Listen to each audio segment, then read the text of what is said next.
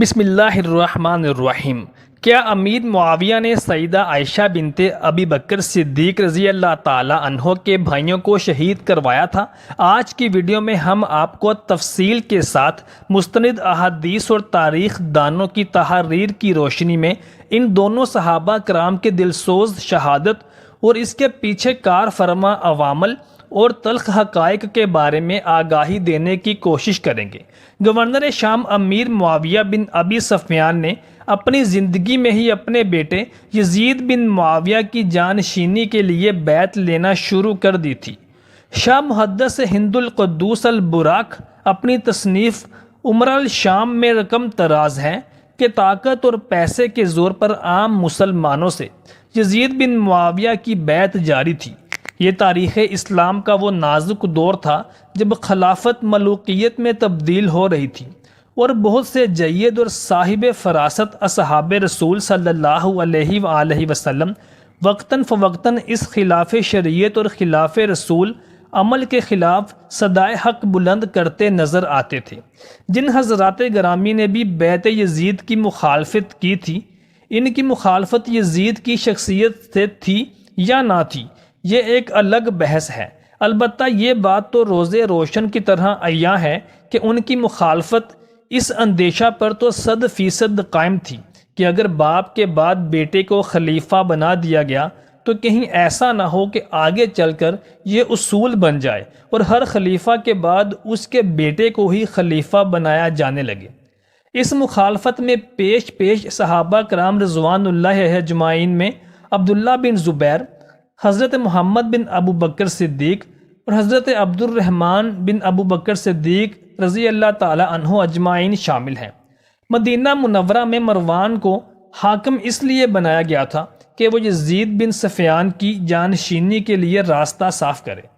ایک دن امیر معاویہ کے ہی ایما سے مروان بن حکم والی مدینہ نے مسجد نبوی صلی اللہ علیہ وآلہ وسلم میں لوگوں کو جمع کر کے یزید بن معاویہ کے لیے بیعت لینا چاہا۔ اس وقت جن لوگوں نے اس کی مخالفت میں صدا بلند کی، انہی میں ایک حضرت عبد الرحمن بن ابی بکر رضی اللہ تعالی عنہ بھی تھے۔ انہوں نے مروان سے غضب آلود لہجہ میں کہا،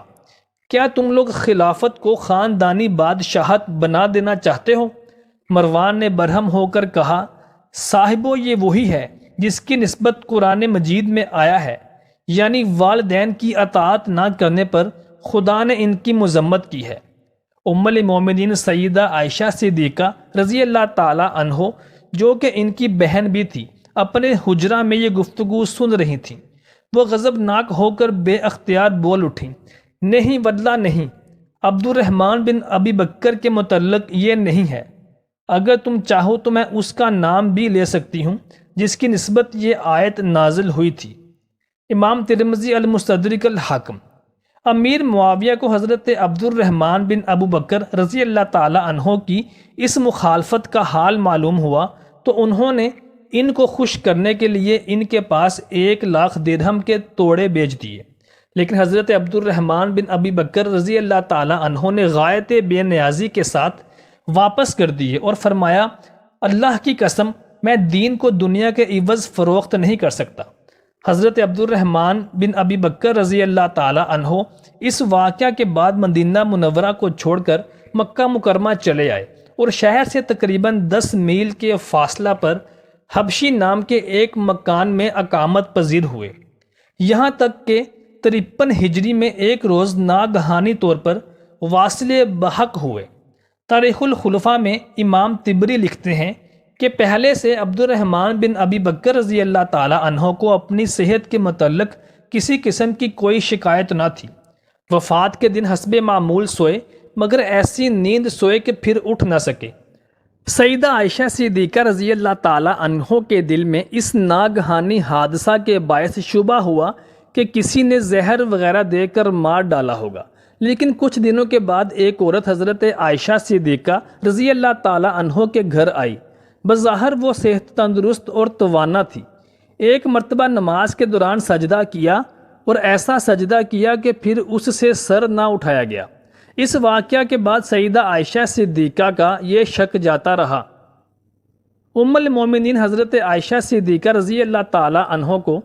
جب ان کے انتقال کی خبر ملی تو وہ حج کی نیت سے مکہ آئیں اور بھائی کی قبر پر کھڑی ہو کر بے اختیار روئیں، پھر مرحوم بھائی کی روح سے مخاطب ہو کر بولیں، باخدا ایک وقت ایسا تھا کہ ہم ایک ساتھ رہتے تھے، اور آج ایسا گمان ہو رہا ہے کہ ہم کبھی ایک ساتھ رہتے ہی نہیں تھے۔ اگر میں تمہاری وفات کے وقت موجود ہوتی تو اس قدر نہ روتی اور تم کو اسی جگہ دفن کرتی جہاں تم نے وفات پائی ہے۔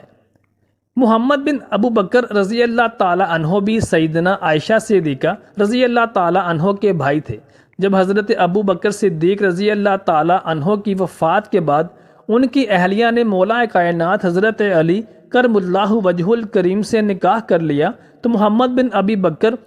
رضی اللہ تعالی عنہ مولا کائنات حضرت علی رضی اللہ تعالی عنہ کرم اللہ وجہ الکریم کے زیر تربیت رہے اور حضرت علی رضی اللہ تعالی عنہ سے فیض حاصل کرتے رہے۔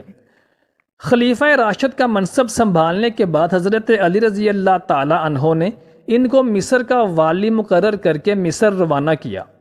انہوں نے مصر میں نہایت دانش مندی اور عقل و فراست کے ساتھ انتظامی امور کو بخوبی سر انجام دیا۔ پھر عمر بن عاص نے جب مصر پر حملہ کیا تو محمد بن ابی بکر رضی اللہ تعالی عنہ کو شکست ہوئی اور یہ اپنی جان بچا کر ایک جنگل میں کسی غار میں پناہ گزین ہوئے۔ بعد میں عمر بن عاص کے سپاہیوں نے محمد بن ابی بکر صدیق رضی اللہ تعالی عنہ کو ڈھونڈ نکالا اور عمر بن عاص کے ایما پر ان کو نہایت بے دردی کے ساتھ شہید کر دیا۔ ان کی شہادت کے بارے میں متضاد رائے سامنے آتی ہیں۔ کچھ تاریخ دان کہتے ہیں کہ عمر بن عاص کے اشارے پر ان کا سر قلم کر دیا گیا تھا اور ان کی لاش کو ایک مردہ گدھے کے پیٹ میں رکھ کر جلا دیا گیا تھا، اور کچھ مصنفین یہ بھی لکھتے ہیں کہ آپ کو بھوک اور پیاس کی شدت سے شہید کیا گیا۔ حضرت عائشہ صدیقہ رضی اللہ تعالی عنہ کو جب اپنے اس بھائی کی اس طرح کی شہادت کا علم ہوا تو آپ سخت افسوس کرنے لگیں اور فرمانے لگیں کہ میں اسے اپنا بھائی اور اپنا بیٹا سمجھتی تھی، چونکہ انہیں آگ میں جلایا گیا تھا۔ اسی غم کی وجہ سے سیدہ عائشہ صدیقہ رضی اللہ تعالی عنہ نے اپنی زندگی میں پھر کبھی بھنا ہوا گوشت نہیں کھایا۔ یزید کی جانشینی کے خلاف ایک اور بڑا نام حضرت مالک اشتر رضی اللہ تعالی عنہ کا تھا، جو جنگ صفین سے واپس آنے کے بعد ایک جزیرہ میں رہ رہے تھے، لیکن چونکہ اس وقت مصر جس کی گورنری محمد بن ابی بکر رضی اللہ تعالی عنہ کر رہے تھے، ان کے حالات نہایت پرآشوب تھے، اسی لیے امیر المومنین حضرت علی بن ابی طالب رضی اللہ تعالی عنہ نے حضرت مالک اشتر کو جو اس وقت نصیبین میں تھے بلایا اور انہیں مصر کی گورنری پر منصوب کیا۔ جب معاویہ بن سفیان کے جاسوسوں نے مالک اشتر کیا مصر کی گورنری پہ منصوب ہونے کی خبر پہنچائی تو وہ سمجھ گیا کہ اگر مالک اشتر کے قدم مصر تک پہنچ جائیں تو مصر پر قبضہ کرنا بہت ہی دشوار ہو جائے گا، لہٰذا اس نے ایک شخص کو پیغام بھیجا جس سے وہ مالیات لیتا تھا کہ اگر تم مالک اشتر کو قتل کرنے میں کامیاب ہوگے تو جب تک تم اور میں زندہ ہیں میں تم سے مالیات نہیں لوں گا۔ چنانچہ جب وہ مالک اشتر کلزم نامی جگہ پر پہنچے تو اس شخص نے جسے معاویہ بن ابی سفیان نے مالک اشتر کی سرکوبی پر مامور کیا تھا وہ بھی اسی جگہ سے تھا۔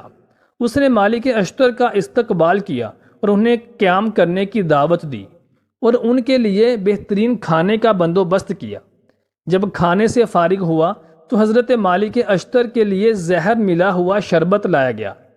جب مالک اشتر نے وہ شربت نوش فرما لیا تو اس سے مسموم ہو گئے اور یوں مالک اشتر اس دار فانی سے کوچ کر گئے۔ امام طبری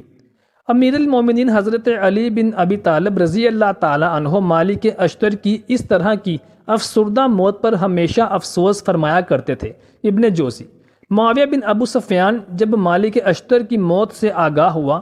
تو لوگوں سے مخاطب ہو کر کہنے لگا، اما بعد علی بن ابی طالب رضی اللہ تعالی عنہ کے دو بازو تھے، ایک کو صفین میں قطع کیا گیا جو کہ عمار بن یاسر رضی اللہ تعالی عنہ تھے، اور دوسرے کو آج قطع کیا گیا جو کہ مالک اشتر تھا۔ سعید بن مسیب رضی اللہ تعالی عنہ سے روایت ہے کہ سیدنا عائشہ صدیقہ رضی اللہ تعالی عنہ کے ان دونوں بھائیوں کی دردناک شہادت کے بعد ایک دفعہ امیر معاویہ ام المومنین سیدہ عائشہ صدیقہ رضی اللہ تعالیٰ عنہ کی خدمت میں گئے تو سیدہ عائشہ صدیقہ رضی اللہ تعالیٰ عنہ نے ان سے کہا، کیا تمہیں اس بات سے ڈر نہیں لگتا کہ میں کسی کو تمہاری گھات میں تمہیں ختم کرنے کے لیے بٹھا دوں اور وہ تمہیں مار ڈالے؟ سیدنا معاویہ نے کہا، آپ ایسا کام نہیں کریں گی یا آپ ایسا نہیں کر سکتی، کیونکہ حفظ و امان کی حدود میں داخل ہو چکا ہوں، اور میں نے رسول کریم صلی اللہ علیہ وآلہ وسلم کو یہ فرماتے ہوئے سنا ہے کہ ایماندار مسلم دھوکے سے کبھی کسی کو نہیں مارتے۔ معاویہ نے کہا، بس آپ ہمارے اور لوگوں کے درمیان سیاسی معاملات میں مداخلت نہ کریں اور ہمیں اپنے حال پر چھوڑ دیں یہاں تک کہ ہم اپنے رب سے جا ملیں۔ مراد یہ ہے کہ آپ میرے اور لوگوں کے معاملات میں دخل نہ دیا کریں۔ محترم ساتھیوں، مزید تاریخی اور اسلامی واقعات کو سننے کے لیے ہمارے